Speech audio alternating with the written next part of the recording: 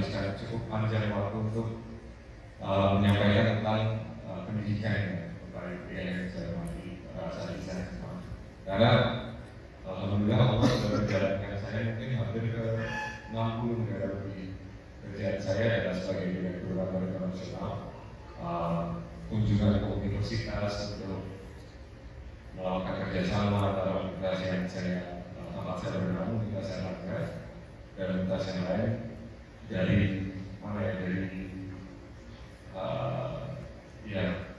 Timur Tengah, Asia Timur Tengah dan lain-lain sampai Amerika, Eropa. Saya melihat kayaknya pendidikan kita dan saya yang pondok pesantren juga itu sudah orientasinya banyak yang kayaknya terlalu ekonomi. Nah, alhamdulillah ini Pak Edwin sekarang beberapa kali bisa tamat sakti ke tempat saya. Beliau mudirnya Al-Qur'an saya untuk pada kenal juga.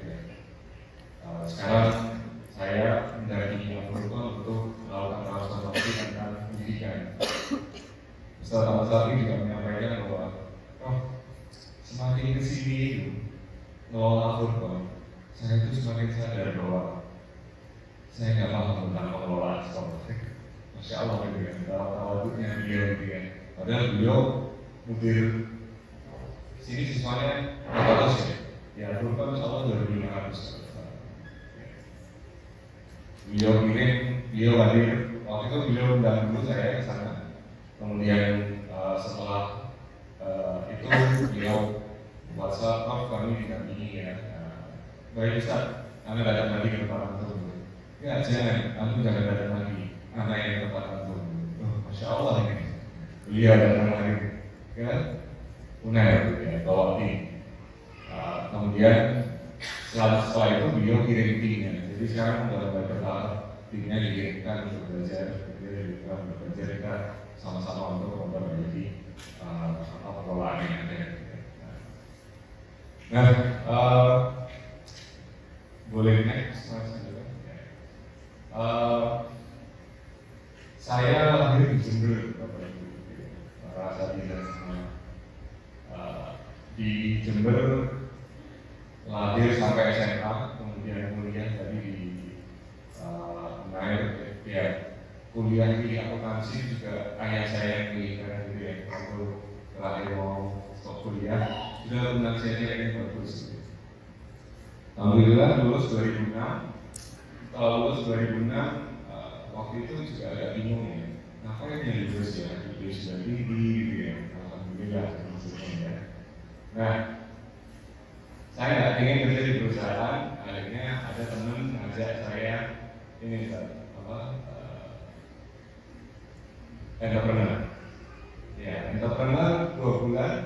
Ada teman datang saya, ada satu perusahaan ekspor barang ke Jerman. Dia butuh akuntan, mau nggak temenin untuk memperbaiki akuntansinya? Oke, boleh gitu ya. Perusahaan keluarga. Alhamdulillah 1,5 bulan saya dipecat. Ya, ini benar terjadi gitu ya. Itu 2006. Akhirnya 2006 saya putuskan kembali ke rumah saya di Jember, ke orang tua saya tanya, Bapak Ibu videonya saya jadi apa? Udah kamu jadi dosen aja. Itu pertama kalinya saya dengar atau kepikiran menjadi dosen. Akhirnya saya jadi dosen di 2000. Saya menjadi dosen. Akhirnya saya memutuskan kembali ke Surabaya. Setelah pulang saya Desember, alhamdulillah sekitar 4-5 bulan saya dapat beasiswa di Taiwan kuliah. Itu 2007 ya. 2007 sampai 2009 saya selesai lulus. 2009 saya mulai kenal dengan beberapa asatidzah gitu ya, yang mendampingi kami. Dulu kami ngajinya di salah satu tempat di Solo gitu ya, dalam berbagai juga pada saat itu. Terus ada salah satu asatidzah datang nemenin kami 1 bulan pasti dari PKI. Jadi kalau beliau datang nginap di rumah anak, keluarganya, minta pijat sama teman-teman segala gitu ya. Kemudian beliau yang dampingin kami, akhirnya kami Nah, 2009, 2010, 2011 anak berangkat lagi kuliah sampai 2016. Jadi itu prosesnya isinya kuliah aja gitu ya. Padahal dulu apa namanya kalau dulu anak ngeliat ini apa anak top kiri karya ini yang masih tahu nggak kiri karya ini yang masih di mungkin saya yang terlalu tua ya. Ya ada namanya anak karya ini yang masih gitu ya kan ada basket ada teater dan lain-lain. Saya lihat anak karya ini yang masih ini kok hidup belajar terus gitu ya. Nah, ternyata saya tersesat jalan dengan alhamdulillah. Nah, saya di alhamdulillah. Kemudian saya juga salah satu peneliti di NUS di National University of Singapore. Kemudian saya juga korban pendidikan lestari ini yang saya akan share nanti. Kemudian saya juga jadi konsultan di banyak perusahaan di Pertamina, PLN, di Indosat dan banyak perusahaan terbuka lainnya juga. Kemudian juga saya konsultan dari Institut Asian Development Bank dan UNDP dan lain-lain.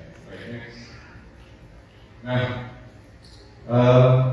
saya izin boleh buka HP ya. Ini kalau saya punya semuanya. Coba buka HP, buka browsernya, masuk ke np.com.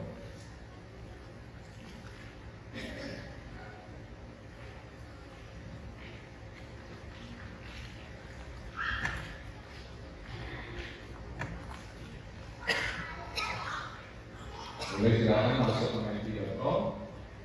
Kemudian masuk kode 1559058.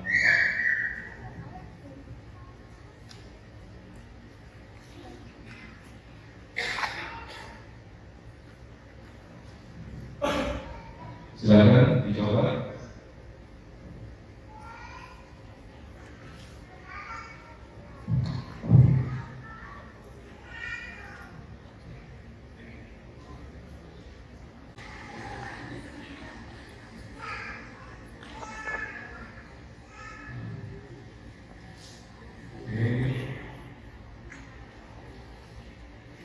Baik, sudah 24 yang isi dari 54 evolusi. Ini Pak Sigit, gambarannya Pak Sigit. Jadi kalau memang masih punya problem dalam manajemen pendidikan, karena memang sebagian saya masih gambaran latar belakangnya gitu ya. Jadi kalau dalam diri saya kebetulan lebih besar di tata kelola, ya. Hal yang harus dilakukan salah satu yang pertama ketika kita melihat sesuatu itu adalah melakukan pemetaan terlebih dahulu. Ya. Jadi kalau kepala sekolah atau ketua yayasan sudah tahu pemetaan seperti ini, baru kita melakukan sesuatu. Pun juga para guru di kelas gitu ya, begitu melihat siswanya dikatakan dulu, baru diberi treatment. Gitu ya. Itu kunci pertama dari manajemen. Oke, boleh next mas? Ya, untuk pertanyaan kedua, saya pernah belajar manajemen pengelolaan sekolah. Boleh dijawab? Silakan, Saliza.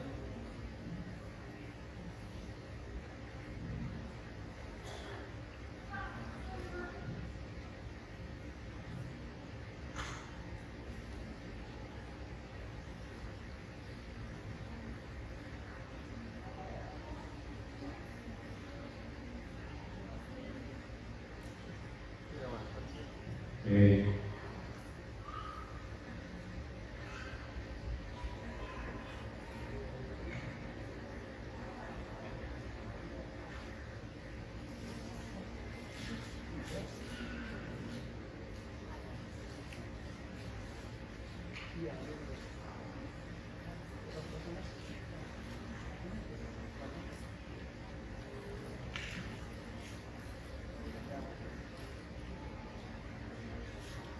Dari 50 sudah dijawab, silakan lanjut.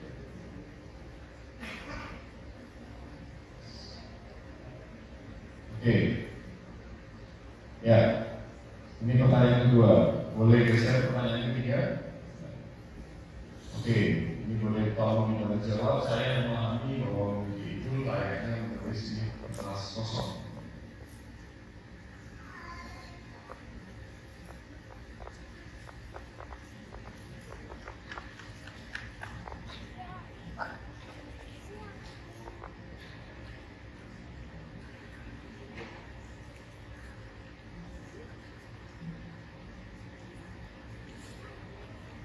Oke, 37 sudah menjawab, 29 mengatakan iya, 9 mengatakan tidak. Ini saya nggak tahu ya siapa yang jawab apa ya. Jadi bebas katakan sejujurnya saja.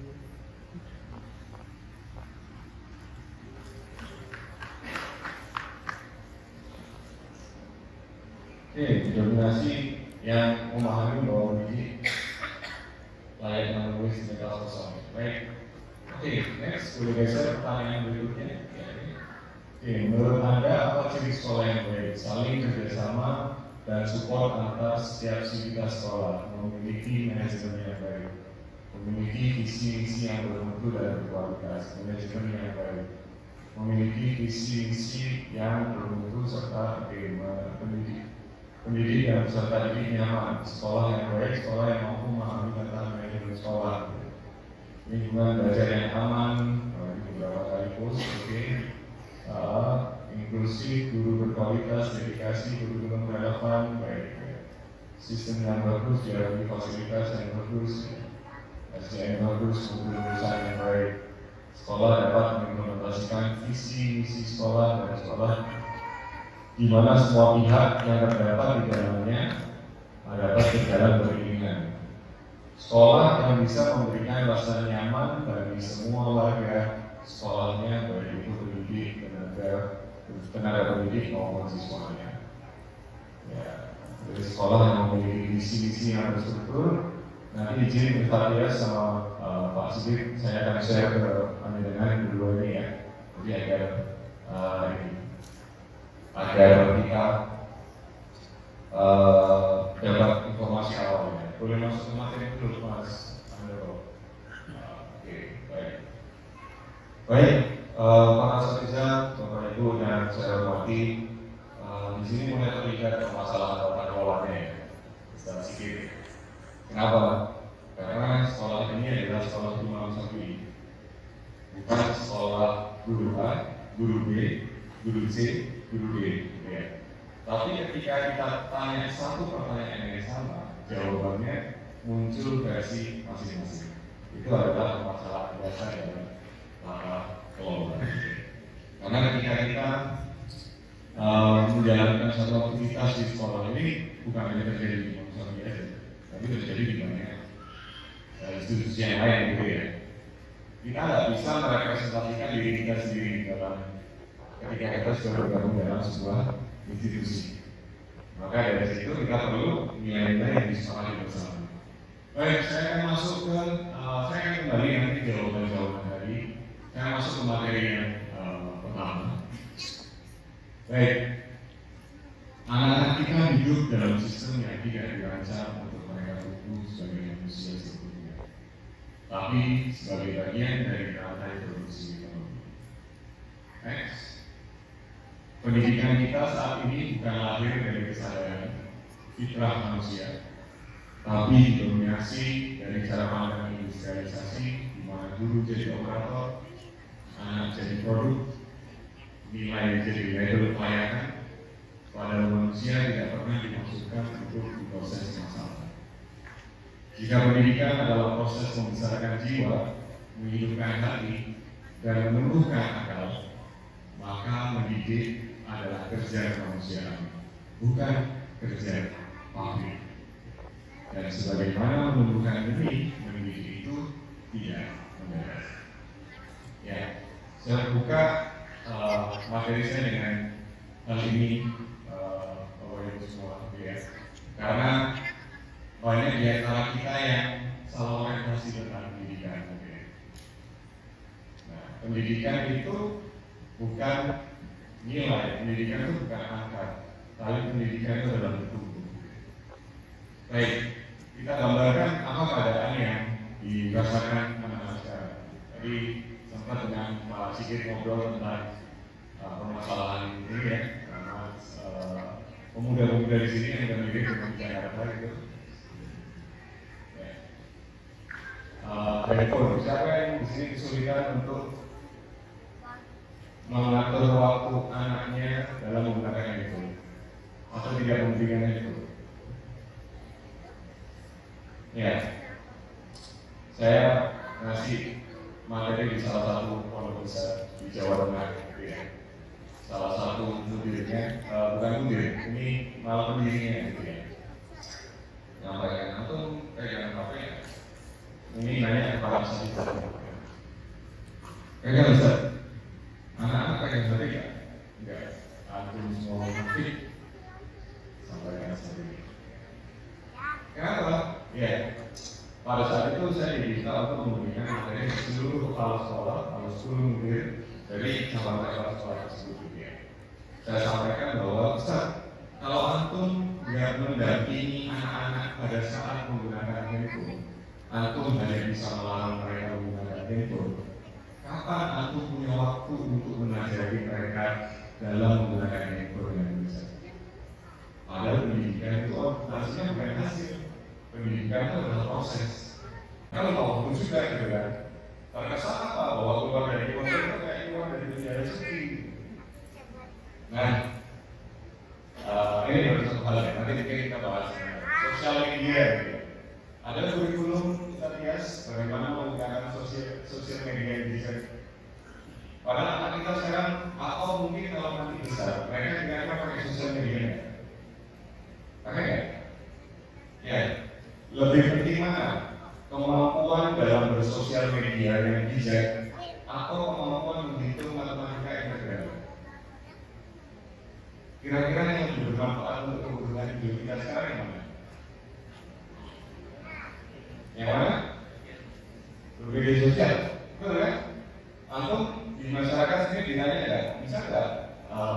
Integral ketemu orang atau tanya kan? Gitu kan? Itu ya contohnya game ya. Wah anak saya main game semua sekarang ya. Ini zaman anak kecil dulu nggak ada game sama ya. Sekarang kita tanya, kalau kira-kira antum mungkin ya, antum lahir di masa sekarang, ada teman antum main game atau main game kan? Ya, tapi antum gimana sekarang? Kita boleh nggak kan? Tugas kita kan mendampingi ya. Tapi saya akan cerita ya tentang bagaimana menggunakan handphone ya. Ini zaman ini ya, ini zaman anak-anak kita. Kalau kita mau sterilisasi sekarang, suatu saat dia akan keluar dan tidak bersama dengan kita. Terus apa nasihat yang kita harapkan atau apa hal yang kita harapkan dari hasil pendidikan kita kalau kita pernah mendampingi mereka menggunakan HP yang bijak. Ya, mereka dipengaruhi orang lain, Anda nyalahkan. Salahkan pondoknya. Pondok ini anak saya keluar malah jadi main terus gitu kan. Nah, ini tantangan-tantangan yang perlu kita selesaikan. Ada juga istilahnya flexing ya. Tahu flexing? Flexing tahu nggak? Pamer harta di media sosial. Ya, anak-anak kita banyak disibukkan dengan hal seperti itu. Nah, ada nggak materi misal kalaupun di pondok ya atau waktu di rumah bisa jadi kita ada paparan juga gitu. Ada nggak edukasi tentang flexing? Nggak ada kan? Padahal yang dipakai di masyarakat anak-anak kita hal-hal yang mereka dengan di situ. Ya. Sekarang muncul istilah marriage is scary, nikah itu menakutkan. Ya, oke, LGBT, narkoba, fear of missing out, pergaulan bebas, gitu ya. Ada juga namanya generasi muda ini ya. Bapak itu tahu nggak bahwa tingkat kemungkinan anak sekarang kena diabetes itu 70 kali lebih tinggi daripada masa kita. Tapi ada nggak edukasi tentang konsumsi makanan yang sehat di sekolah? Ada nggak? Itu lebih penting edukasi tentang itu. Lebih penting edukasi tentang bahaya gula dan lain-lain, atau lebih penting menghafal rumus kimia misalnya. Kira-kira mana yang lebih dekat dengan kehidupan kita? Atau kalaupun ini ya hafalan gitu ya, hafalan nanti mungkin kita bahas lebih dalam ya tentang hafalan. Nggak ada yang meragukan bahwa hafalan Quran itu utamanya luar biasa gitu ya. Tapi apakah kita mengajarkannya sesuai dengan bagaimana cara salafus saleh mengajarkannya? Nah, itu yang perlu pertanyakan. Berapa banyak anak-anak yang menghafal Quran kemudian setelah hafal Quran yang ditinggal dibandingkan dengan Quran anak yang terus memegang Qurannya hingga akhirnya. Nah, nanti kita akan bahas lebih lanjut ya. Kemudian apa yang terjadi? Orang tua mengirimkan anaknya ke sekolah. Dikirimkan sekolah, harapannya anak itu soleh gitu ya.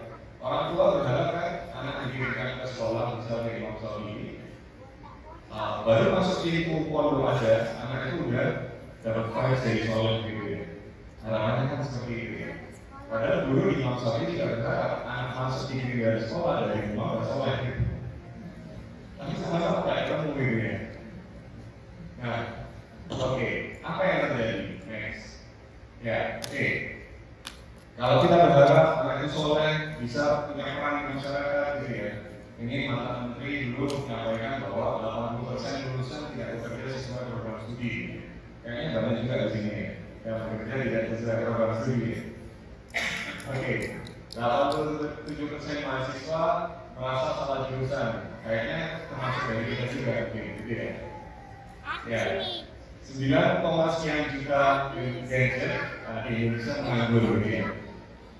Kalau ini yang menjadi harapan kita sekolah bahwa anak bekerja, Bapak Ibu ketahuilah bahwa bekerja itu hanya salah satu dari syariat hidup.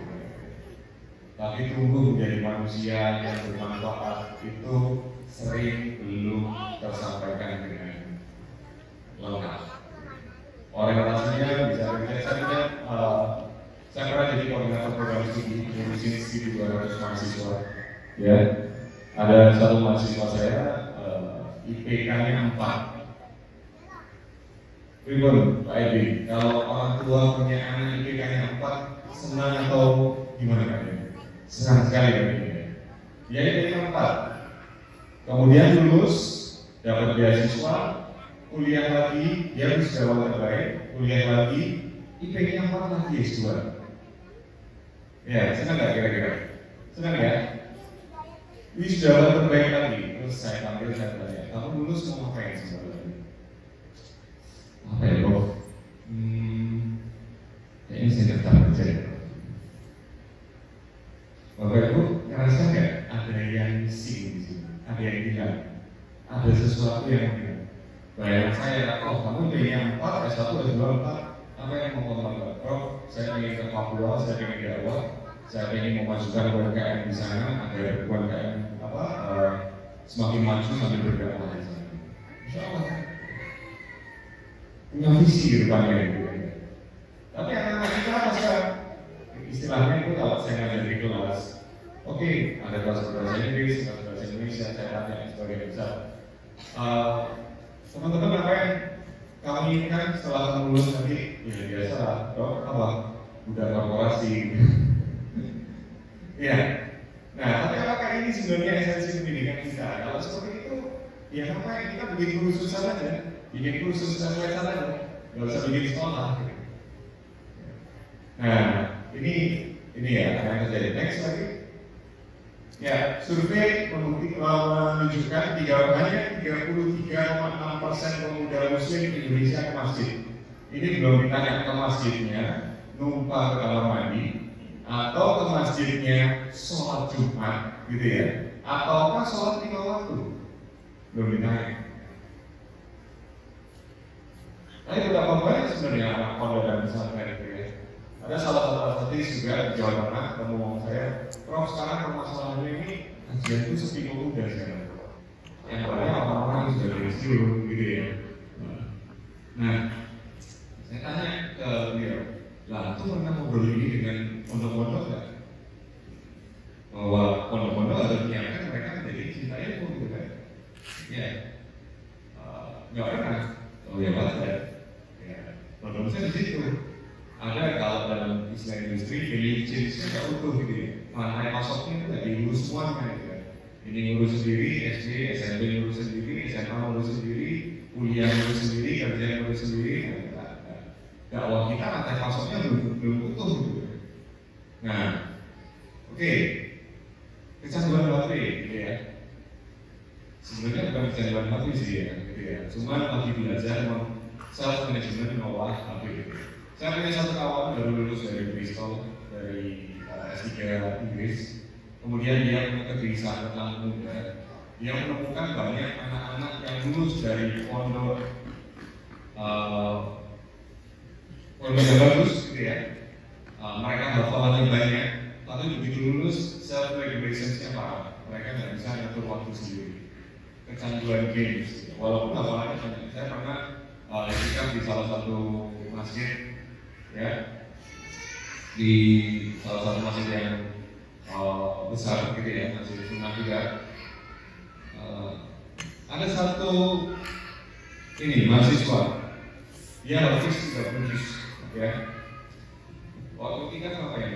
Ya terdiri terus sambil itikaf sambil begini gitu ya. Tidur di sebelah saya gitu. Oh iya. Terus sering cerita, imam cerita, itu polanya Ustaz ini gitu kayak gitu. Ustaz juga ada masalah banyak, ada problem juga kayak itu ya biasa. Kita manusia ya, makanya Ustaz kami bilang kalau antum tanya hukum, antum tanya asatidz. Kalau antum tanya praktek, antum tanya orang yang profesional yang psikolog. Nah, oke. Libur syariat pernah dengar nggak istilah libur syariat? Ya. Kalau di pondok sholatnya 5 waktu kan? 5 waktu ya. Kalau di rumah itu libur syariat. Ya, di pondok-pondok sering terjadi. Ya. Di pondok pegang HP juga. Kenapa? Karena kalau pegang dimarahin gitu ya. Di rumah pegang HP, belum tahu, belum pernah terdidik gitu ya. Jadi saya masuk ke HP dulu sedikit ya. Sama bapak ibu semua, saya alhamdulillah yang memiliki anak 6 ya, usia paling besar 16 tahun ya. Kami struggle juga mendidik anak menggunakan HP. Tapi ada salah satu asatidz yang bilang kami, Prof ini zamannya HP, itu mau apa? Gak ngasih HP, anak-anak itu akan ketemu HP suatu momen. Gunakan waktu ini waktu terbaik untuk antum investasi mendidik menggunakan HP yang saya. Mudah-mudahan pahalanya sampai antum sampai terus sebenarnya. Nah beliau kasih tips. Kalau anak belum bisa mengontrol HP, sudah itu masa euforia, kasih dulu gitu ya. Kemudian setelah beberapa saat diajak ngobrol, tapi pada saat yang menyenangkan gitu ya, tanya, nah kamu dapat tipe apa dari Allah? Banyak sekali kan? Banyak. Ya. Oke, ya banyak. Tapi waktumu yang kamu gunakan itu atas sifat Allah itu lebih banyak yang konsumtif atau produktif kira-kira? Konsumtif itu apa ya contohnya? Ya kamu main HP, kamu nggak produktif, nggak menghasilkan sesuatu. Kayak yang produktif apa? Ya kamu menggunakan waktu misal membantu imam, ya, membantu tetangga di sebelah, gitu ya, atau membantu temanmu atau apapun itu. Berlalu lah waktu itu. Coba sekarang mulai dihitung, kamu main HP berapa lama? Yang produktif berapa jam, yang konsumtif berapa jam? Kita yakin Bapak Ibu bahwa anak kita fitrahnya itu terjadi. Yang bikin menyimpang siapa? Udah jelas dari semua orang loh. Kita ini yang bikin anak kita menyimpang, betul nggak? Iya kan? Betul kan? Nah, karena itu kita kembali yang fitrah anak kita dengan peran kita gitu. Nah, lama-lama case kalau yang case anak kami butuh waktu mungkin 3 tahunan untuk bikin anak-anak itu bisa mulai sadar bahwa oh iya, HP ini fungsinya bisa konsumtif, bisa produktif. Betul ya? Nah, kalau ada orang tua didikin anaknya di pondok, ya, 6 tahun di pondok juga nggak pernah diedukasi menggunakan HP, terus kapan dia belajar? Pantesan banyak lulusan kan yang apa? Yang gagap sosial ya, betul ya? Ketika ke masyarakat masih bingung mereka, ya kan? Nah, ini bukan hanya di sini mungkin ya. Mudah-mudahan di sini nggak terjadi di sini. Oke, balik lagi. Ya, tadi libur syariat banyak ya ngajinya. Kalau di pondok kencang gitu ya. Tapi di rumah nggak dipegang kepalanya. Ya, libur. Ya. Nah, terakhir di balik gitu ya. Saya pernah 2020 itu nyekolahkan anak, dari semua anak saya sekolah, kemudian istri saya datang ke saya, saya itu ngurusin visi misi perusahaan, jadi konsultan perusahaan sana sini, bikin visi misi kampus juga gitu ya. Sebenarnya visi misi saya sebagai kepala rumah tangga itu apa? Langsung saya ajak makan siang aja yuk, daripada ngomongin yang kayak gitu. Karena ngomong itu jadi momen titik balik saya gitu ya, bahwa oh iya, saya sadar ya, banyak orang tua sekarang negara kita disebut negara 14 country, negara yang ayah ada fisiknya, tapi tidak ada hatinya gitu ya. Ada fisiknya doang ayah gitu ya, tapi ini bukan justifikasi ibu-ibu ya. Nah, tapi itu jadi refleksi ya dengan gitu ya, ketika kita melihat oh iya ya, ternyata memang benar sih madrasah pertama itu ibu, tapi kepala sekolahnya itu ayah gitu. Ya.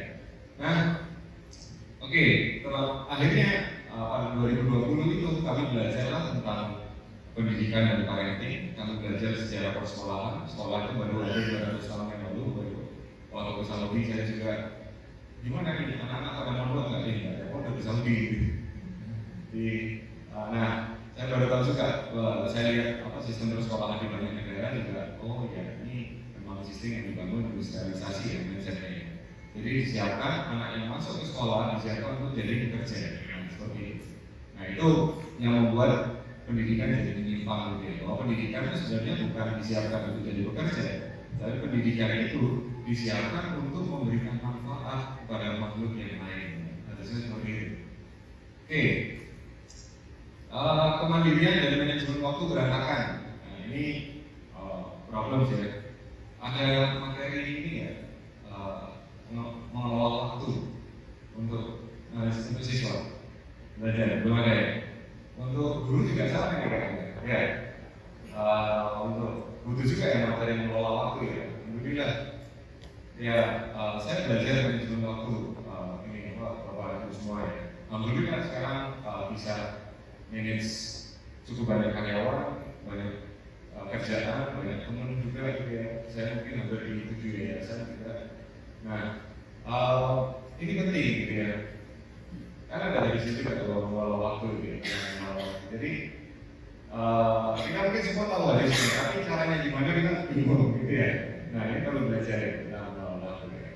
Ya, habis Quran namun ya canduan game, habis Quran namun tata krama yang nggak ada, nah seperti itu. Bukan habis Qurannya yang salah gitu ya.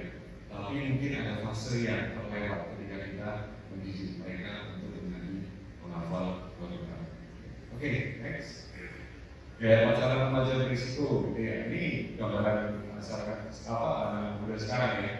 Sebagai misal mereka ngomong bahwa mereka pernah melakukan hal yang dilarang gitu ya. Next.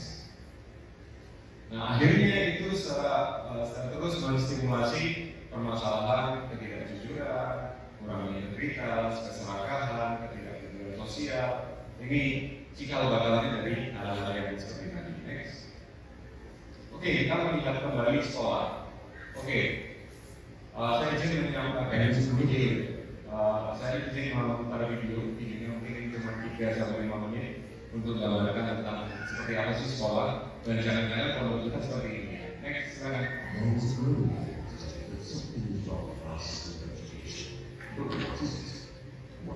We send our children to school to prepare them for the world, which is changing very, very fast. But in our schools, that will change for hundreds of years. In fact, thought leaders around the world agree that the current system of education was designed in the industrial age, linked to China factory workers. And this industrial age mentality of mass production and mass control still runs deep in schools. Industrial age values. We educate children by gadgets and govern their lives by ringing bells. All day long, students do nothing but follow instructions. Sit down, take out your books, turn to page 40, solve problem number 3, stop talking. At school, you're rewarded for doing exactly what you're told. These are industrial values that would really important for country values. Their success is built on following instructions and doing exactly what they were told. But in today's world, how far can you get by simply following instructions? The modern world values people who can be creative, who can communicate their ideas, and collaborate with others. But our children don't get a chance to develop such skills in a system that's based on industrial-age values. Lack of autonomy and control. At school, our children experience a complete lack of autonomy and control. Every minute of a child's life is totally controlled by the system. But in today's world, if you're doing important work, then you're managing your own time. You're making your own decision regarding what to do and when to do it. But life at school is very different. The system is sending a dangerous message to our children that they are not in charge of their own lives. They just have to follow whatever is laid down instead of taking charge and making the most of their lives. Expecting for autonomy is incredibly important for children. It's no wonder then that our children are bored and demotivated by school. Can you imagine how you would feel if you were told exactly what to do for every minute of your life? Inauthentic learning. Most of the learning that happens in school today is not authentic because it relies on memorization and rote learning. The system defines teaching literacy and knowledge that all children must know, and then every few months measure how much they can retain by English exams. We know that such learning is not authentic because most of it is gone the day after the exam. Learning can be much deeper and more authentic. It can be so much more than just memorization and retention. But that's the only thing we measure, and test scores are the only thing we value. This has created an extremely unhealthy culture for students, parents, and teachers. Children are going through endless hours of tuitions, staying up all night memorizing useless tests that we forget very soon. No room for passions and interests. We have an extremely standardized system where each child must learn the same thing at the same time in the same way as everyone else. This doesn't respect the basic fact of being that each of us is unique and different in our own way. We all have different passions and interests. And the key to fulfillment in life is to find your passion. But do the schools of today help our children find and develop their passion? There seems to be no room in our education system for the most important questions in a child's life. What am I good at? What do I want to do in life? How do I fit into this world? The system doesn't seem to care. There are so many greatly talented people who fail in the traditional school system.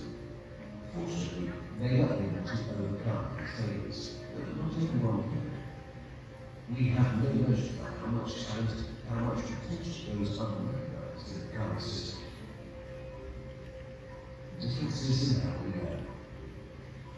Each of us is also different in how we learn, in how much time we take to learn something, and what tools and resources work best for us.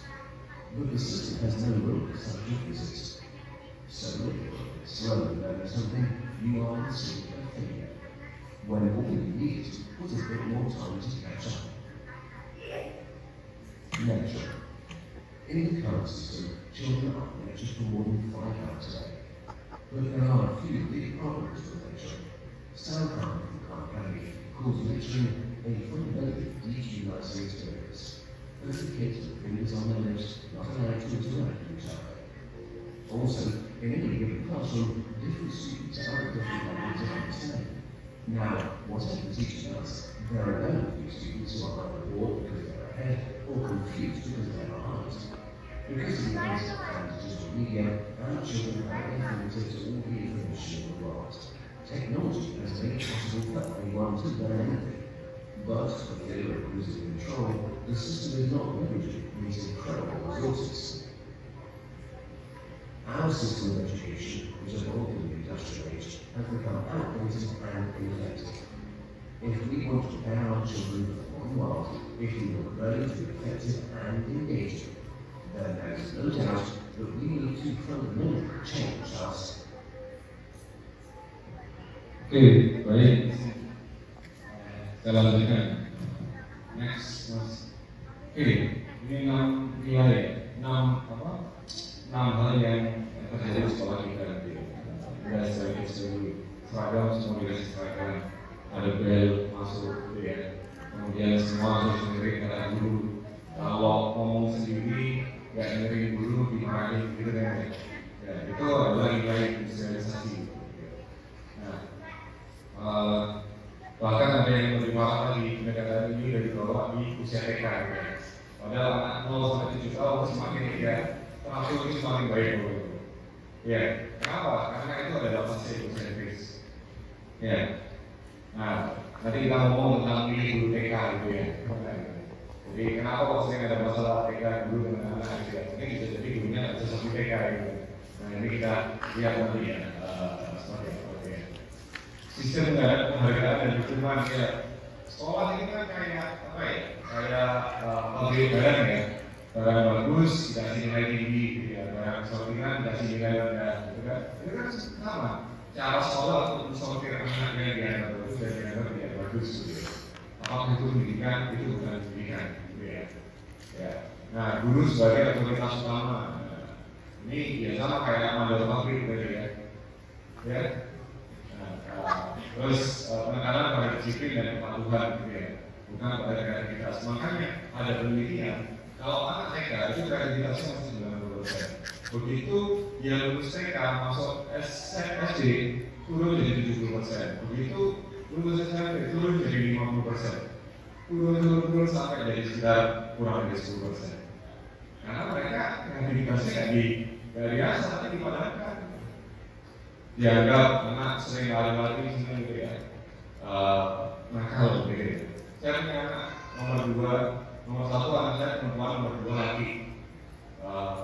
Kan laki-laki kayak gini ya, pengen ngajarin anak tanggung jawab kayak gini. Saya panggil anak saya yang laki-laki kayak gini, Mas, kamu anak laki-laki sama ayah, kamu dapat tugas untuk menjaga keamanan di rumah ini. Pastikan rumah kita aman ya. Sekarang kita akan belajar, kamu kunci pagar rumah. Siap ya, gitu ya. Apa yang dia lakukan, harapan saya kan yang boleh kunci gitu ya, yang manggil artinya, pakarnya dikunci. Ya, itu anak saya yang berdua gitu ya. Karena saya belajar parenting, saya tahu oh nah ini commander, gitu ya. Dia bisa mengatur orang lain, gitu. Dia selalu punya keinginan mengatur orang lain, itu keahlian, bukan keburukan, gitu ya. Oh dia kami memahami anak kami yang nomor 2 ini dia seorang leader luar biasa karena dia bisa menggerakkan ininya konflik sama adiknya kamu aja yang disuruh sama ayah gitu kan ya. Nah adiknya juga komentar juga gitu kan. Saya yakin lah ya. Mas ini ayah nggak mau tahu gimana caranya memakai teman, yang penting kamu tanggung jawab. Tapi kamu harus tahu, kalau kamu memimpin di rumah ini, kamu harus berjaya. Dia biar berpikir bagaimana caranya dinamika sama adiknya, itulah bagian yang memberikan. Iya, gitu. Ada juga anak saya yang nomor 4, kesenggol sedikit kayak ini, udah nangis gitu ya. Mungkin orang-orang ngomong gitu ya, atau cengeng gitu ya. Nah, kami nyebutnya jelas-jelas saja gitu ya. Nah,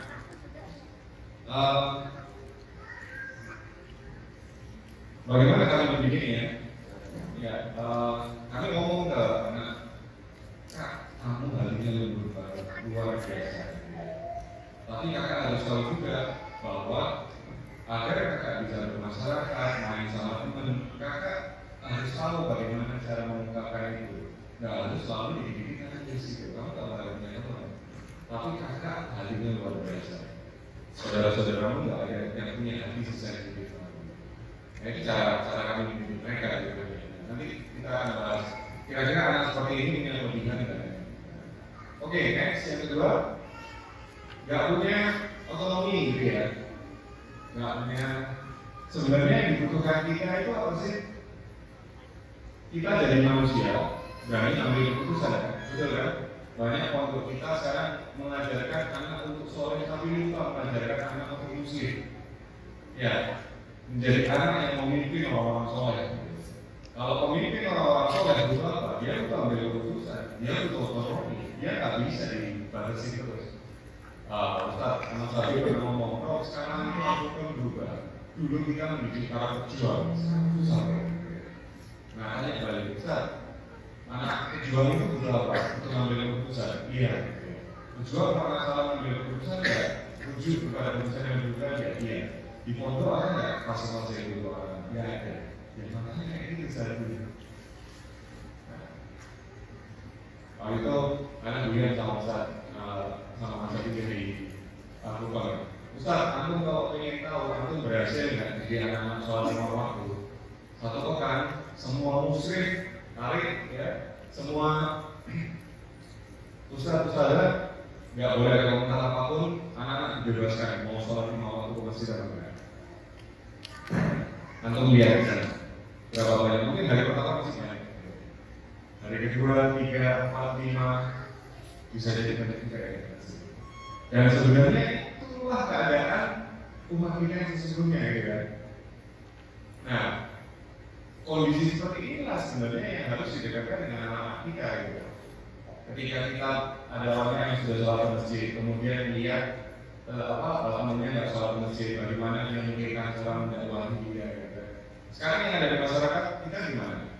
Kalau antum lihat tetangga itu nggak ke masjid, antum berani atau enggak?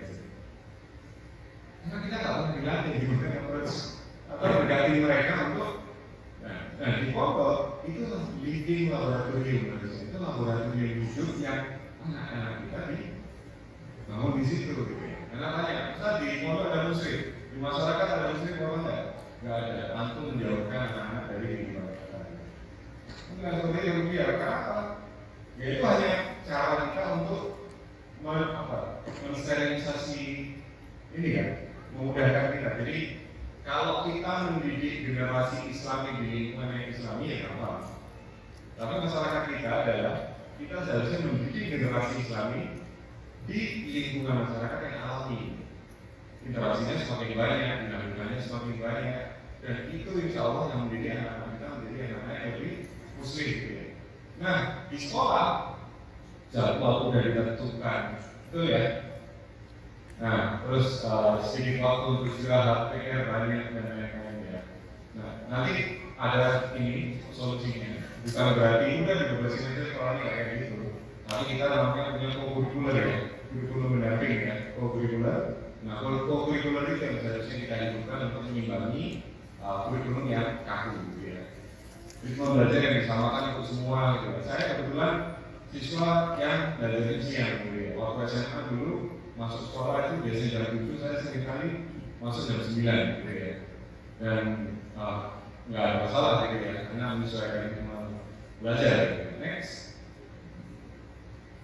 Ya, pembelajarannya nggak otentik ya.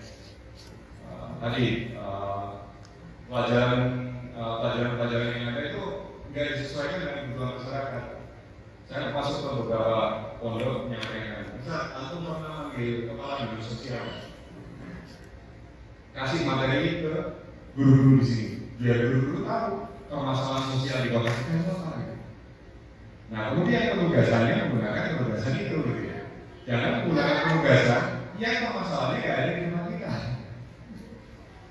Nah, itu menjauhkan kita dari kehidupan kita dan membuat anak-anak kita cukup puas dengan nilai ranking saja. Seharusnya yang diberikan masyarakat atau ke anak-anak kita, kepuasan mereka bisa berkontribusi terhadap masyarakat. Kepala dinas sosial dipanggil, kepala dinas lingkungan hidup panggil gitu ya. Ada nggak kira-kira bisa disolusikan sama anak-anak kita? Gak usah yang tinggi, yang kecil-kecil aja.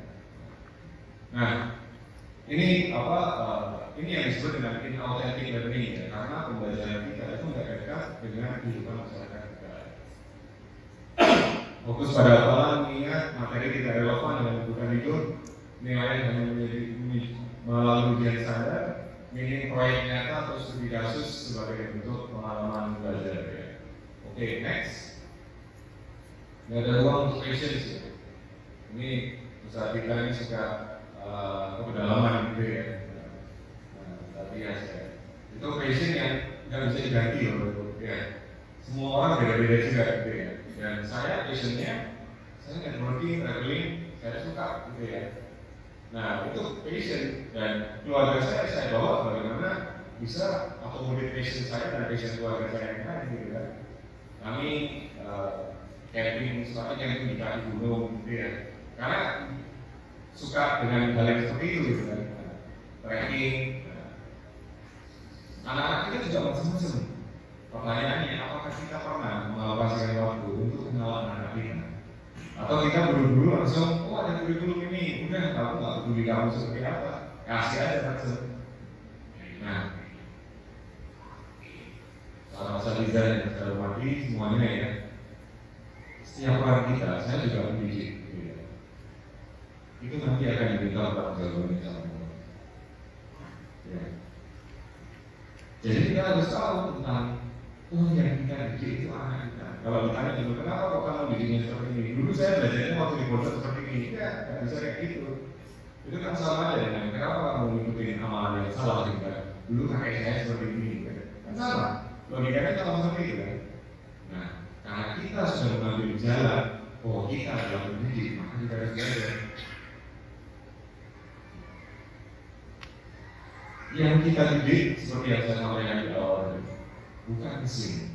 Yang kita didik adalah manusia yang dia punya hati, dia bisa trauma gitu ya, dia bisa bahagia, dia butuh pengakuan juga dari lingkungan. Itu kan manusia gitu ya. Nah, dan dia juga punya mission ya. Nah, oke, ini dukungan untuk kreativitas, tidak ada eksplorasi minat pribadi, kegiatan ekstrakurikuler terbatas ya. Kalau kita tanya mungkin waktu kecil yang sering mana tanya MC-nya nih ya, yang mana nih salah satu ya. Berdua aja ya gitu saling tujuh ya antum dulu mondok ya nama saya ya boleh baik.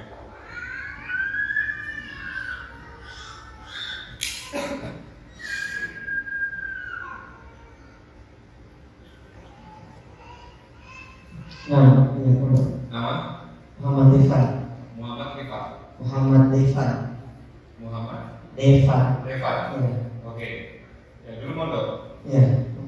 Ya, coba diingat apa hal yang memorable yang teringat-ingat sampai sekarang. Sebutkan dua. Iya, kita disuruh latih untuk bisa dakwah secara aja. Ya, terus satu lagi. Semangat ikut kegiatan di luar. Kalau ada acara harus ikut. Kenapa kegiatan di kelas nggak disebut ya? Kalau saya itu sebelum dilatih santrinya buat bagaimana tampil di masyarakat. Ya. Oke, baik. Ini kalau dikasih rate antara 0 sampai 100 pengalaman di pondok itu berapa nilainya? Ya, 70%. 70%. Oke. Masih ada yang bisa diimprove kan? Ya kan betul kan? Ini kan masukan gitu ya, maksudnya pondok manapun gitu ya. Nah, oke. Sampingnya Mas siapa? Reza. Reza. Ya, dulu mau juga. Saya kuliah. Kuliah. Oke. Waktu SMA umum. Ya, oke. Akan tanya dua hal yang berkesan pada saat SMA.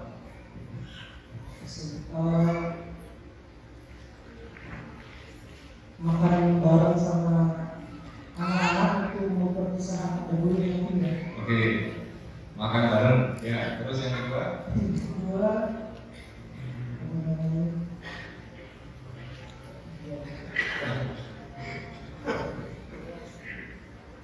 itu tulis.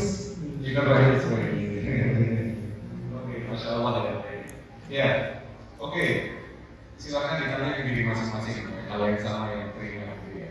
Dan saya yakin ketika kita sudah jadi guru sekarang, anak-anak kita juga menginginkan hal yang seperti itu. Coba dikumpulkan jawaban dari para asatidz gitu ya semua ya. Kumpulkan. Dan itu momen-momen yang berkesan. Kita bisa jadi sampel yang sama dengan anak-anak kita. Dan rasa bahagia itu yang menimbulkan optimisme kita gitu ya, yang menimbulkan rasa kebahagiaan yang luar biasa. Oke, ini yang keempat ya, baru conclusion yang kelima. Ya, pendekatan belajarnya kebanyakan klasikal ya, satu gitu ya. Ya, padahal metode belajar itu banyak sekali, nanti saya akan bahas ya. Next. Ya, ini pembelajaran di dominasi ceramah, ini interaksi dua arah, kayak mengajar tidak mendukung pemecahan masalah, keterlibatan siswa yang rendah saat mendengarkan materi. Nah, ini jadi penting. Oke, next. Ini pernah lihat gambar ini ya?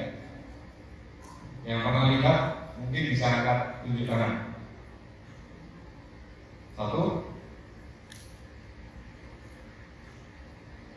Ini yang itu guru kan ya? Gak pernah tahu ini. Dua, ya. Oke, tiga, empat, lima, enam. Oke, ya. Ini disebut dengan pyramid of learning atau piramida learning. Piramida belajar. Semakin ke atas itu presentasi yang bertahan gitu ya. Jadi lecture, kelas, ngajar itu 5% aja. Nah, nanti kita pakainya. Setelah ini saya stop, kita diskusi dulu. Kemudian lanjut lagi gitu ya. Nah, kemudian reading, membaca itu bertahan 10%, audiovisual 20%, mendemokan sesuatu 30%, ya, diskusi 50%, mempraktekkan 79%, dan mengajarin orang lain itu 90%. Jangan dikira ketika mahasiswa kita atau siswa kita presentasi di depan, dia ngomongnya masih garuk-garuk gitu ya, masih terbata-bata gitu, dia nggak belajar. Jangan dikira seperti itu. Dia mengingat 90% pengalaman yang dia lakukan. Ya, saya sekarang bisa bicara kayak gini. Dulu pernah nggak awal-awal disuruh presentasi nggak bisa ngomong, ya banget gitu. Nah, itulah fungsi kita, membesarkan hati mereka, memotivasi mereka, menumbuhkan rasa percaya diri mereka. Nah, ini yang kita perlu kuatkan gitu ya. Next. Nah, kesimpulannya banyak sekolah yang membonsai para siswa. Seharusnya kita menumbuhkan gitu ya. Tapi karena di bonsai itu kan dikawat ya, jadi bagus gitu ya. Nah, kelihatannya sih bagus, tapi dia nggak tumbuh gitu ya. Dia nggak punya kreativitas, dia nggak punya daya juang, dia nggak punya. Karena terlalu banyak treatment yang dilakukan. Next. Ya, oke, next lagi. Seharusnya bagaimana sih sekolah itu layaknya mengatur kehidupan yang membuat anak kita bisa mengambil keputusan yang terbaik untuk apa yang dia lakukan. Next. Nah, kalau kira-kira di Bandung kota seperti ini butuh tata kelola nggak? Butuh dong, ya. Jadi bisa dibangun kayak gitu, kalau nggak kamu sendiri-sendiri gitu kan ya. Pun juga dengan sekolah kita butuh, tapi nanti materi tata kelola bareng dulu ya. Kalau ibu ya teman-teman semua ya. Karena apa? Pemahaman kita tentang pendidikan ini harus benar dulu gitu ya. Nah, ada negara yang menyatakan bahwa pendidikan itu industri. Ya, Australia sudah memasukkan bahwa pendidikan mereka adalah industri. Eropa bukan mengkategorisasikan pendidikan mereka dalam industri. Indonesia termasuk negara yang mengkategorikan pendidikan bukan industri. Tapi kebanyakan sekolah dan pondok sekarang menjalankannya dengan konsep industri. Ya, oke ya, bukan hanya industri dalam pelaksanaannya saja, mindset yang memikirkan profit, besok kalau gedung mana, besok kalau mana gitu ya, nambah siswa gitu ya. Tapi jangan lupa, siswa yang dulu antum sudah ada, itu antum juga akan diminta pertanggungjawabannya gitu ya. Nah, ini yang kita penting ya, Bapak Ibu semua gitu ya. Boleh punya gedung yang bagus gitu ya, tapi jangan lupa yang kita bangun itu manusianya, bukan gedungnya. Oke, next lagi. Nah, oke. Tadi hampir 75% setuju bahwa mendidik itu seperti menulis di kertas kosong ya. Kita survei dari ini ya. Karena itulah kenapa kok banyak sekolah yang memahami bahwa menjejali anak-anak dengan ilmu ya itu adalah suatu hal yang wajar. Makanya dijejali. Pernah nggak waktu di pondok merasa bagaimana? Udah ya. Pernah atau sering merasa kayak gitu? Hah? Pernah atau sering? Sering. Ya, apa ini? Apa biasanya kalau di Imam Syafi'i juga ada hadis ya? Ada bisnisnya juga. Ya, ya kalau sahabat Umar bin Khattab radhiyallahu anhu mondok di Imam Syafi'i bisa jadi nggak wisuda gitu ya, menghafalnya panjang ya waktunya beliau gitu kan. Tapi beliau jadi panglima perang, masya Allah. Iya kan? Siapa? Setan kita. Siapa beliau? Ada nggak pengakuan kita untuk orang-orang yang kayak gimana di pondok kita? Ya? Nah, kenapa dilihat coba? Wisuda hafiz Quran itu baru booming 10-15 tahun terakhir. Coba dilihat lagi, lihat tren yang sebelumnya. Dan kita ikut apa? Kita ikut industrialisasi dengan cara seperti itu. Makanya saya masuk ke sekolah-sekolah ngomong, Anda jangan ngomong apa, jangan mengkomersialisasikan agama dengan cara seperti ini. Nah, saya nggak ada masalah dan saya sangat setuju menghafal Quran itu bagus, tapi caranya gimana kita?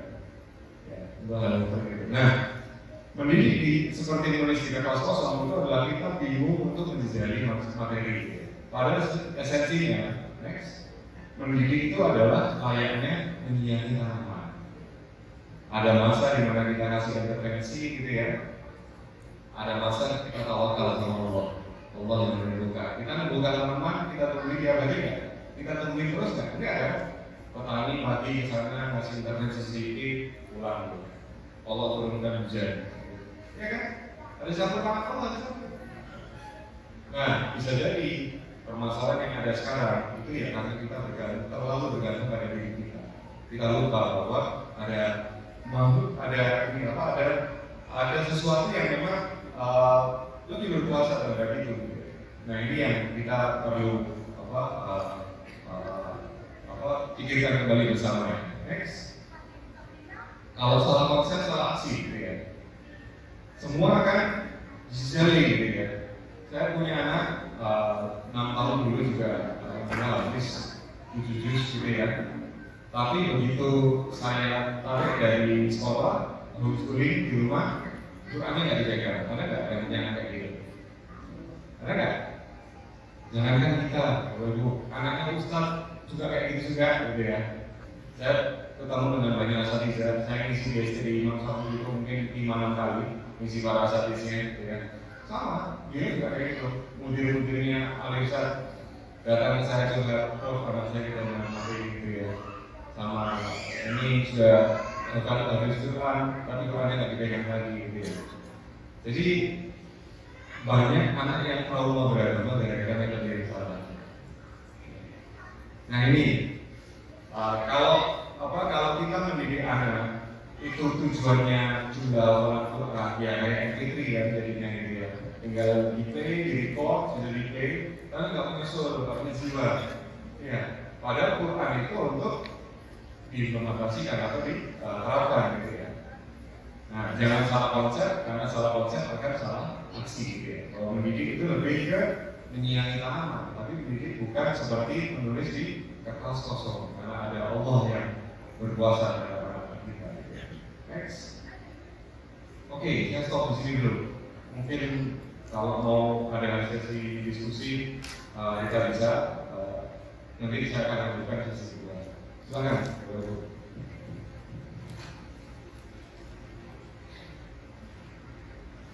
Silakan. Bisa dibantu pakainya?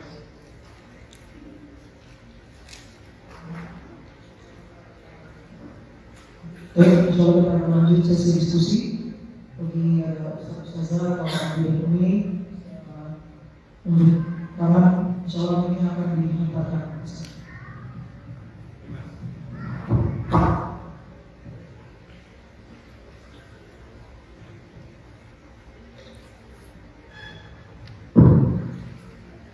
Bismillah, izin bertanya.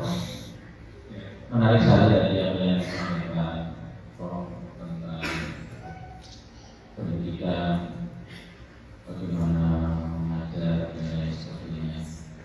Tadi saya tertarik ke piramid tadi.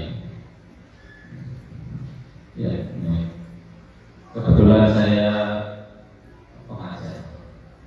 ngajar di SMK Negeri Alat Berat.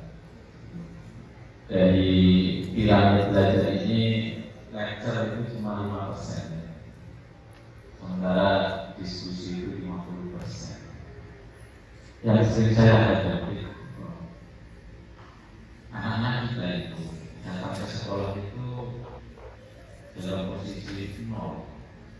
Jadi begitu diskusi kadang-kadang, apalagi ilmu yang saya ajarkan teman kolaborasi itu literaturnya ya, atau mereka nggak juga nanya. Sehingga betul-betul kalau saya pribadi itu ya, lebih banyak lecture-nya menyampaikan. Begitu diskusi tanya aja sudah ada tanya. Nah, ini yang menjadi masalah mungkin ya, anak-anak ya kurang bisa cepat memahami. Karena kalau dari situ kan banyak 50% terserah. Sementara yang saya kita berikan itu ya 5%, 10%. Nah, kira-kira dengan kondisi seperti ini gimana ya Pak untuk teknik mengajar yang dengan mungkin yang saya lalu mungkin sama ya, artinya anak sekolah anak kita itu nggak punya kreatif. Mereka nggak ada, tapi kalau searching itu saya sering misalkan ngasih tugas, anak nantinya ada perawatan ekskavator misalnya di YouTube ini ada. Kamu lihat ya nanti pertemuan data kita discuss dari diskusikan. Nah ini nggak ada ya. Betul ini data. Jadi metadata kita dari kamu dari itu tidak begitu rasanya saja. Itu pertanyaan pertama. Pertanyaan kedua, tadi Profesor Firman itu menyampaikan industrialisasi terus masuk di pendidikan. Saya tertarik dengan kalimat itu, industrialisasi di pendidikan, karena emang kami kebetulan juga mengelola pendidikan ya. Misalnya saya dulu saya mengelola di Bontang itu ada TK, ada SD, lalu itu kita kelola. Dan tadi dibawakan bagaimana kalau kita sudah memikirkan target-target, berarti kita sudah komersialisasi. Dan itu memang sering saya pikirkan, karena itu berkaitan dengan pembiayaan. Ketika di siswanya sedikit, kan nanti berpengaruh ke kesehatan, berpengaruh ke pasar, berpengaruh ke apa namanya yang kita berikan ke siswa karena keterbatasan. Nah itu kan kalau tadi bicara itu katanya industrialisasi pendidikan, terus kita ketika merancang pendidikan di yayasan itu yang benar-benar tidak berpikir industrialisasi seperti apa, bisa kita gambaran yang jelas. Itu dulu Pak. Terima kasih. Baik, dengan Pak Jawa Munif Abu Jabar dari Bontang ya, Masya Allah. Saya dulu juga punya Pak Hei di PT Badak Pak, aku juga pensiun ya, di Bontang. Pak Hei di PT Badak dulu. Baik, saya jawabnya yang pertama begini ya, yang kita belajar ya. Ini tidak belajar. Kalau kita ada materi saya nanti mungkin saya akan bisa lanjutkan. Kita belajar itu banyak pembukaan. Ya, tidak hanya kalau saya di kelas sekarang nih, contohnya ya, saya sekarang di kelas hampir setengah jam pertama itu saya nggak pakai durasi. Saya pakai untuk nge-grab atau meraih perhatiannya dari mahasiswa. Saya tanya mereka, ini kamu ngapain kemarin? Bikin kemarin ngapain aja kamu? Coba cerita dong. Gitu aja dulu. Cerita mereka cerita ngomong. Tongkronganmu siapa aja sih? Sama yang ini apa yang jadi teman-teman nongkrong. Kamu tahu nggak sih kalau tongkronganmu itu adalah komunitasmu? Ya kan itu sebenarnya yang disediakan kalau kita orang yang jual parfum dan ya. Jadi kalau tongkrongan gitu-gitu doang ya, pantasnya gitu aja. Gitu. Kamu cari sektor yang lain dong. Ya ngobrol seperti itu. Itu hampir setengah jam ngobrol kayak gitu sama mereka. Baru setelah itu masuk materi. Nah sekarang saya mengadopsi student learning center dalam artian saya ngajar seperti ini gitu ya, dibandingkan AI ngajarin mereka itu lebih lengkap AI ngajarin mereka gitu. Nah saya ubah caranya. Oke sekarang buka jurnal PKI semua. Ayo berkelompok aja dong, jangan sendiri-sendiri. Karena kalau sendiri-sendiri disuruh tanya diskusi, mereka malah biasanya. Tapi oke nanti kelompok satu ini ya bahas ya ini ya. Kelompok dua bahas ini ya. Seperti itu caranya. Karena untuk menambah rasa semangat mereka, rasa percaya diri mereka. Jadi kelas itu nggak harus kelas kayak gini terus. Bisa jadi kelas sengaja kayak gini Pak. Sengaja lagi berubah lingkaran. Sengaja lagi berubah semua ada di depan, ada yang presentasi di depan. Sengaja lagi berubah kelasnya gitu. Nah, karena sebenarnya yang jadi objek ada paham itu kan mereka bukan kita. Kita kan insya Allah ada paham gitu ya. Nah, yang pertama saya lakukan adalah saya bisa berbicara dengan bahasa mereka dulu. Itu yang saya lakukan. Nah, setelah itu saya belajar dengan gaya mereka belajar. Yang mereka pakai handphone, pakai ini semua gitu. Makanya saya udah kamu buka sekarang PKI. Kamu tahu nggak saya dosen yang paling support di dalam PKI. Wah senang mereka gitu ya. Salah, guru aja senang kalau pakai AI gitu ya. Apalagi siswa gitu ya. Nah kita melarang siswa pakai AI, menurut saya nggak logik gitu ya. Nah, gimana kamu melarang pakai AI gitu ya? Saya mau ngomong, saya support gitu. Kamu pakai AI, pakai, tapi ya jawaban dari AI itu kan jawaban. Ya, kalau kamu mengakui itu jawaban yang utama itu, caranya gimana? Dari caranya, gitu. Ada edukasi yang masuk setelah itu di prosesnya gitu ya. Agar mereka sudah tahu bagaimana menggunakan ini dengan bijak. Nah, yang paling bagus itu adalah teach others. Itu sering saya gunakan. Jadi saya minta mahasiswa saya mengajarkan ke saya, gitu ya, atau mengajarkan ke temannya. Walaupun menurut kita penjelasan dia itu belum sepaham kita, nggak apa-apa. Nah kan dia baru sekali kita ajarin. Kita beberapa kali ngajarin gitu. Lengkapi dengan penugasan. Lengkapi dengan penugasan gitu. Nah, kecuali praktek lah ya, kecuali hal yang mengandung risiko itu harus precise gitu ya. Tapi kalau kita tahu bahwa hal yang kita ajarkan itu tidak punya risiko, itu kasih dia ruang untuk tumbuh. Karena esensi pendidikan kita bantu orang lain untuk tumbuh. Bukan kita menunjukkan bahwa kita tahu. Esensi pendidikan itu, kalau kita bisa membantu orang untuk tumbuh, nah itu yang menjadi penting gitu ya. Kemudian metode belajar yang lain ada namanya project based learning. Bapak itu pernah dengar nggak project based learning? Masih project ya. Kalau ini problem based learning juga ada gitu ya. Terus saya lupa satu lagi ada pendekatan ekosistem. Nanti mungkin saya akan bahas juga ya. Nah, pendekatan ini bisa digabungkan Pak dalam satu cara belajar yang membuat anak kita. Atau mungkin bahasa perkenalan mereka. Kamu itu sebenarnya belajar dengan cara apa sih? Itu mungkin kalau bisa diajak ngomong itu udah SMA gitu. SMP mungkin ada yang bisa, ada yang enggak gitu ya. Ya. Jadi disesuaikan dengan levelnya. Kalau saya kan di mahasiswa, jadi benar-benar ngerasain berusaha memperlakukan mereka sebagai teman gitu ya. Di beberapa hal. Karena gini, sekolah itu hanya sebagian waktu dari waktu hidup mereka. Tugas, kalau saya memahami tugas saya sebagai pendidik adalah mengobarkan semangat mereka untuk belajar. Karena keluar kelas mereka semangat, mereka bisa belajar. Itu kan salah satu tujuannya gitu kan. Nah, karena di kelas itu cuma sedikit saja waktunya untuk melakukan. Jangan pernah berharap bahwa di kelas kita bisa memastikan semua anak itu bisa paham gitu ya. Karena kita harus nilai, makanya keluar nilai gitu ya. Nah, itu perlu kita revisi lagi seperti itu. Kemudian yang kedua terkait industrialisasi. Ya, industrialisasi ada dua Pak ya. Yang pertama adalah konsep pelaksanaan sekolah. Yang kedua adalah mindset dalam menjalankan manajemen sekolah. Gitu ya. Itu harus dibedakan ya. Dua itu yang banyak saya bahas tadi adalah terkait dengan pelaksanaan sekolahnya itu banyak yang mengadopsi nilai-nilai industrialisasi gitu ya. Nah, kemudian juga sedikit tadi saya bahas terkait dengan manajemen sekolah yang orientasi pada komersial lah seperti itu ya.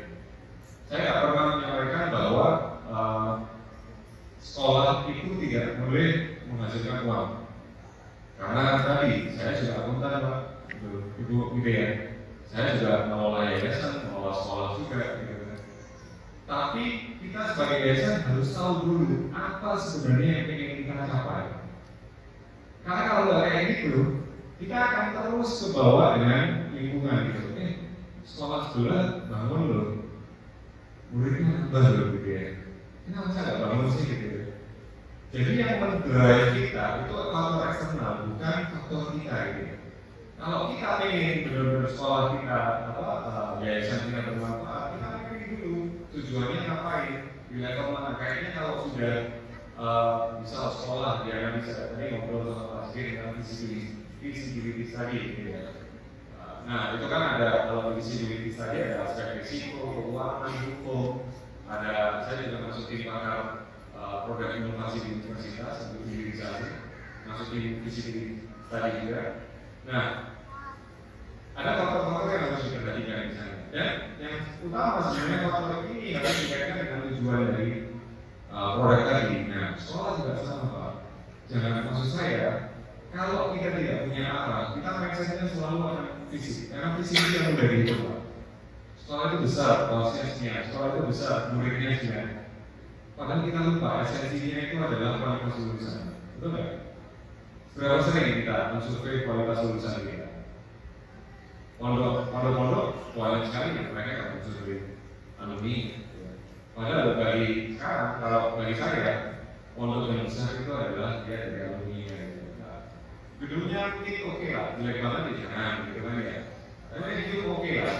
Tapi kalau kita tahu kualitas lulusan kita, bagaimana dampaknya masyarakat, itu kan yang kita harapkan sebenarnya kita bisa bawa dengan lulusan nanti ya. Betul kan? Bukan gedung, gedung yang kita tahu. Nah, maksud saya tadi itu Pak. Jadi tetap jangan sampai, saya dampingi sekolah dulu di Surabaya Pak, di Surabaya di tengah kota. Gajinya berapa? 1.500 dulunya. 1.500. Saya datang ke sekolah itu, saya daftarin anak saya gitu ya. Karena memang saya ingin anak saya tahu di sekolah itu dan saya ingin dari sekolah itu. Saya ngomong, nggak bisa Anda deliver kualitas seperti itu. Butuh berapa duitnya itu? Saya bantu dia untuk itu. Butuh segini. Terus selama ini pendapatanmu dari mana? Dari ini aja. Kenapa nggak cari uang sponsoran dan lain-lain? Apa kendalanya? Oh, karena kamu nggak tahu biayanya berapa gitu. Nah, sekarang alhamdulillah sudah mendekati mana ya? Dari sini, mana Surabaya 4,7. Sekarang, ini 4,9. Memang Surabaya 4,9. Sekarang udah pelan-pelan mendekati UMR gitu ya, gajinya ya. Nah, tapi ya sampai level itu oke gitu loh. Bukan berarti kan banyak juga sekolah yang terus dapat duit, bangun lagi, nanti tinggal nunggu kualitasnya apa dulu. Nah itu yang maksud saya komersialisasi banget ya, industrialisasi. Tapi selama kita tahu bahwa kita akan terus coba cari alternatif income selama gaji kita belum UMR misalnya. Selama kita belum cover misal 10% dari jumlah siswa di sana, nah itu harus ditunjukkan gitu. Ya kita punya tujuan membesarkan sekolah, bukan sekedar menjalankan sekolah tanpa gitu mungkin, ya baru. Silakan. Bagi rumahan ini ada yang ingin bertanya?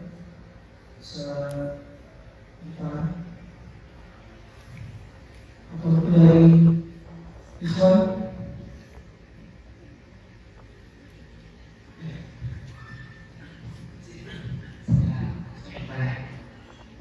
Profesor, ini ada tadi disampaikan itu ya, bahwa pendidikan bukan mencetak menjadi karyawan, namun harus menjadi insan yang mulia. Nah, ini yang kita lihat problematika kalau kita lihat kenyataannya, termasuk saya. Zaman saya di sekolah itu dididik, kamu nanti setelah SMP mau masuk kemana? Terus masuk STM saja supaya baru sekolah atau habis sekolah bisa kerja cari uang, bisa mandiri. Orientasi adalah gimana caranya kamu jadi tentara, atau jadi PNS ya, nanti bisa pensiun, masa depanmu cerah. Orientasinya adalah dunia, Pak Profesor.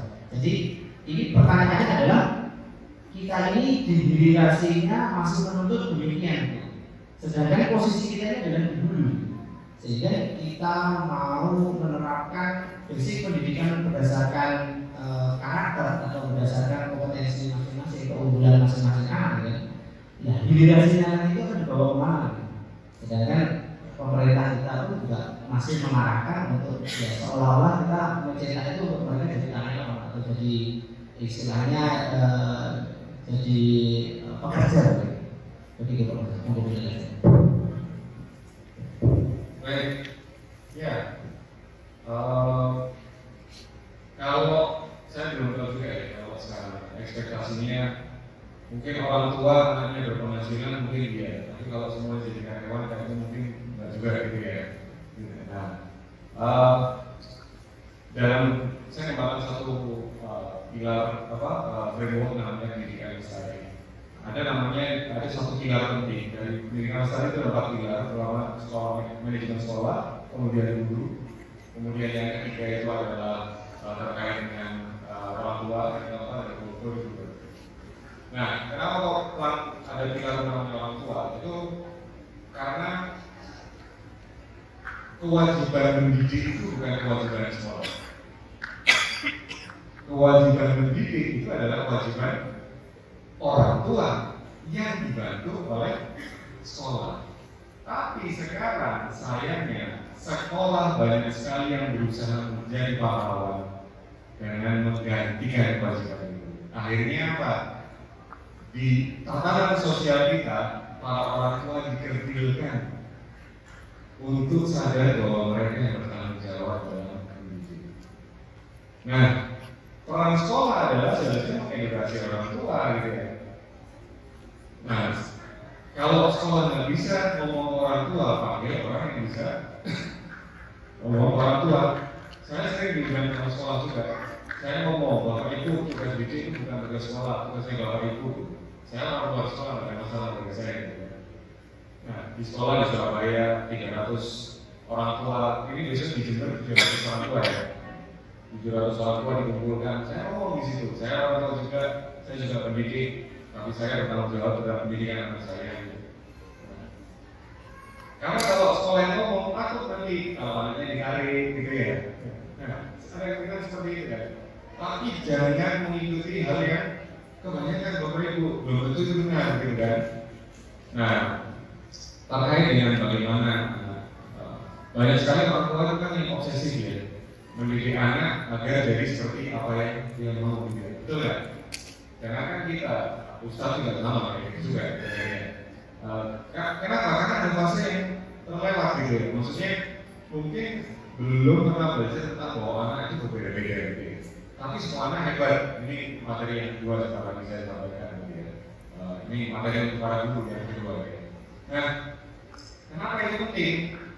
Karena orang tua yang sadar tentang tanggung jawab terhadap anaknya, orang tua yang sadar bahwa anak kita itu punya jalan rezeki yang Allah sudah tuntunkan. Tugas kita adalah menumbuhkan itu. Nah, itu penting untuk dididik. Orang tua pernah Pak Anas pernah belajar dari orang tua nggak? Belum pernah kan? Di sini siapa pernah belajar dari orang tua? Saya tanya. Maka jadi orang tua itu ibadah terpanjang. Benar nggak? Salah satu ibadah terpanjang. Kenapa kok nggak pernah belajar dari orang tua? Makanya banyak masalah kita. Benar nggak? Nah, kita tahu kenapa kok ini Pak Sigit, Pak Ustaz Tias ya. Ustaz Tias ada semalam ngomong satu hal yang menariknya, yang challenging itu adalah menghadapi orang tua, betul kan ya? Ya, bukan ini ya. Ya kenapa kok kok challenging menghadapi orang tua? Ya karena memang kita nggak pernah pre-condition gitu ya. Kalau dalam strategi gitu ya, belum ngomong sama orang di pre-condition itu gitu kan, dikasih kondisi tertentu yang oke, agar kita ngomongnya lebih enak. Nah, di sesi-sesi varian ini ada komunitas sekolah ya? Gimana komunitas? Komunitas, oke, mantap. Ya, komunitas sekolah itu perlu sekali bekerjasama dengan sekolah gitu kan, untuk menyamakan persepsi tadi gitu ya. Komunitas sekolah bisa melakukan pre-condition gitu ya. terkait dengan bagaimana orang tua itu punya skill apa aja, harus tahu tentang anak itu hebat gitu ya. Anak itu punya bakat masing-masing gitu ya. Terus anak itu punya masa depan yang pathway itu jalur masa depan yang berbeda-beda antara satu dengan yang lain gitu ya. Nah, terus kalau fasilitasi bahwa yang wisuda bukan hanya cuma yang kasus doang gitu kan, yang punya keahlian yang lain juga difasilitasi gitu kan. Ya orang tua nggak mau fisik, orang tua anaknya jadi wisuda ini, anakku nanti tak inilah lebih juga, padahal anaknya nggak bakal di situ, dia kan bisa kemana. Nah, kerjasama seperti ini yang membuat jadinya apa yang disampaikan oleh Pak Sigit tadi bisa terfasilitasi, karena sekolah juga punya kewajiban untuk mendidik orang tua. Ya. Kalau anda nggak didik dulu ngomong sama orang ya itu betul kan? Nah akhirnya apa? Masing-masing. Nah, ngobrol sama komite, rapat bareng sama komite, punya kesepakatan bareng sama komite, lakukan dengan baik. Insya Allah semoga Allah mudahkan ya prosesnya. Oke, gitu. Oke. Ya, Ustaz. Ini terkait pengalaman pribadi dan selama menjalani pendidikan. Jadi pendidikan baik di sekolah maupun di rumah. Jadi pengalaman anak pribadi itu tatkala kita berbuat sesuatu, orang tua nasihat kita itu sudah memang diatur dari kecil untuk kita diam saja. Jadi kalau orang tua ini tahu apa ya, orang tua ngomong, gak usah nyuri. Nah, gitu. Itu saya dapati terbawa sampai ke perkuliahan. Dimana waktu saya SMA itu kan ada klasifikasi kelas yang rendah tinggi, yang sedang, yang terbawah. Itu kalau kita mengkritisi gurunya, guru sekolah, dibilang nggak pernah ada. Sampai itu disebar ke seluruh pondok. Ini kelas 10 kali ini ya, yang ada. Atau mereka nggak tahu saya ini sudah belajar di sini. Dan itu di kuliah juga sama. Dosennya jadi sama salah satu kawan kan untuk belajar bahasa. Nah kita ya di sini kepada kawan tersebut, kamu nggak boleh gitu, ada sama guru. Padahal saya pernah minta pengamat pendidikan, ada namanya critical thinking, di mana menumbuhkan daya kritis cara berpikir anak. Jadi ketika ada ada salah satu gambaran atau film yang disampaikan, kita harus diterima mentah-mentah. Jadi pengaturan itu untuk menumbuhkan seperti itu pernah saya coba dalam pembelajaran di kelas, khususnya di SD. Memang sudah seperti karakter anak-anak di Indonesia itu kalau kita belajar interaktif itu kok kebanyakan juga ayo kita jadi diskusi dia. Nah sebenarnya yang saya ngomong ini, apakah pola dari critical thinking itu benar, bagus, atau pola yang ya, anak-anak itu menuntut saja itu yang benar sebenarnya. Nah terus bagaimana cara menunjukkan pola interaktif dalam pembelajaran yang jelas supaya anak-anak itu enggak diam, mendengar seperti kita berinteraksi dengan boneka, bukan dengan manusia, gitu kan? Iya. Nah itu bagaimana? Baik. Ini saya nggak tahu kalau di dulu ya. Ini saya cerita tentang ini punya di kampus. Siswa yang mungkin 5-10% terbaik yang jadi dosen itu mungkin sedikit, 5-5%. Ya. Kebanyakan yang mahasiswa terbaik itu lainnya kemana? Industri ya? Betul kan ya? Oke, jadi kita nggak selalu dapat presenter mengajar. Kemudian yang kedua, ini kenapa kok saya menyampaikan materi ini? Untuk kita menyamakan proses mendidik itu apa sih, Bapak Ibu? Gitu ya. Nah agar kita tahu mendidik itu apakah cukup koordinasi atau mendidik itu sebenarnya kita lihat dan bahagia, lihat anak kita tumbuh rasa cintanya kepada Allah, tumbuh rasa takutnya sama Allah gitu ya, dan tumbuh rasa cintanya terhadap bagaimana sesama manusia gitu. Ataukah kita mendidik itu ya yang penting dia tahu, bisa jawab, selesai itu. Nah, yang bisa ditangkap oleh rapor itu adalah yang kedua, yang bisa menjawab. Ya, yang tumbuh itu kita nggak bisa menangkap rapor ya. Karena itu hal yang penting bahwa kita memahami bahwa pendidikan itu tidak sebatas saja. Nah, sekarang pertanyaannya, kalau kita ingin anak kita tumbuh, apakah caranya adalah dengan mendoktrin mereka, tidak membiarkan uang mereka? Padahal mereka bukan mesin, mereka itu manusia yang punya perasaan, kadang malas gitu. Saya lagi kelas, nah kamu kalau lagi malas sekolah, lagi malas kuliah, bilang saya sini, kan karena di kampus harus absen. Saya absen, kamu keluar aja, santai aja. Kamu belajar sendiri aja. Saya seperti itu, dia. Daripada dia, karena apa? Saya mencoba mengatur, kamu harus bisa self regulation. Kamu harus bisa ngatur dirimu. Gitu. Nah itu kalau di kampus ya, di SMA nggak bisa kayak gitu. Di SMA kita nggak bisa kayak gitu. Tapi at least kalau kamu sampai kamu sudah apa itu bisa juga seperti itu. Nah, kenapa kok sekolah perlu kalau semua guru itu kan mekanisme di kelas ya, seperti itu. Nah itu kan gaya untuk bagaimana kita bisa mendapat perhatian dari siswa atau mahasiswa. Nah kembali ke pertanyaan yang tadi terkait dengan critical thinking, perlu disepakati bersama peran guru itu apa, kemudian bagaimana interaksi di dalam kelas. Jadi nggak bisa ada guru yang nggak mau dikritisi kemudian melakukan seperti itu. Kalau di kelas sebaiknya seperti apa? Guru boleh dikritisi nggak? Saya tanya dulu sini. Boleh? Yakin nih? Boleh nggak? Ya. Saya pernah nggak? Saya ya, alhamdulillah ya. Kalau yang SD, SMP, TK, SD, SMP, SMA, S1, S2, S3, kalau ada sempat mungkin saya ada sempat mungkin gitu ya, tapi nggak ada sempat gitu ya. Nah makanya saya pergi ke luar negeri sebulan dengan 3 kali, pernah pergi 5 kali sebulan ke luar negeri untuk riset gitu ya.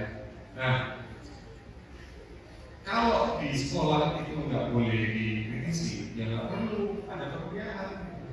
Bukan dikritisi ya, boleh didiskusi mungkin bahasanya gitu ya. Kalau dikritisi itu bahasanya rancu antara mengkritisi sesuatu ini ya, mungkin diskusi gitu. Misal ngomongin tadi salah satu pendekatan pengajaran gitu ya, kemudian nggak kayak gitu, itu bagian dari diskusi kan? Bagian dari diskusi kan? Ya, saya sudah sekolah seperti ini, saya masih sering di kelas aku nggak bisa jawab, sorry ya, aku nggak bisa jawab, kita saya tidak benar jawab. Ini nggak salah gitu. Apakah menurunkan marwahnya profesor itu? Enggak. Saya manusia, aku manusia, karena belajar dari kamu juga ya. Tapi kalau tidak semua pengajar punya pengalaman yang seperti itu, gitu ya. Saya pernah dapat dosen yang ya kenceng banget, terus banyak banget gitu ya. Terus saya takar diri saya dosen sekarang, saya sedang tipe dosen yang seperti apa? Oke, ya itu yang saya akan sampaikan ke mahasiswa saya. Nah, proses itu yang harus diedukasi, makanya perlu tata kelola di sekolah. Perlu disadarkan gitu ya. Oke, prinsip kita guru bukan selalu kalian menguasai semuanya gitu ya. Bisa mahasiswa. Tapi ketika ada diskusi, critical thinking itu nggak bisa unik sekali. Apa yang Anda harapkan gitu ketika Anda membuka anak di kelas? Padahal seharusnya di kelas itu adalah menyiapkan mereka satu diri mereka untuk bisa keluar dengan lebih lantang lagi kan gitu kan? Iya kan? Di kerjaan, makanya bukan hanya untuk soleh, tapi untuk muslim juga gitu kan? Mungkin orang-orang soleh. Gimana caranya kita bisa menjadi orang-orang soleh kalau kita membuka anak juga kan? Bisa juga. Kalau ada yang berlebihan ya kita ini seperti ini kan? Proses itu perlu ada gitu ya. Jangan sampai di pondok itu malah jadi tempat orang anak-anak, belajar teman-teman di kelas itu kan dalam Islam tidak seperti itu. Ya, itu saja. Ya. Oke, kita break dulu toilet ya. toilet break dulu mungkin 10-5 menit. Ada coffee break? Ada. Ada insya Allah. Ya, monggo. Sekarang kalau mau break.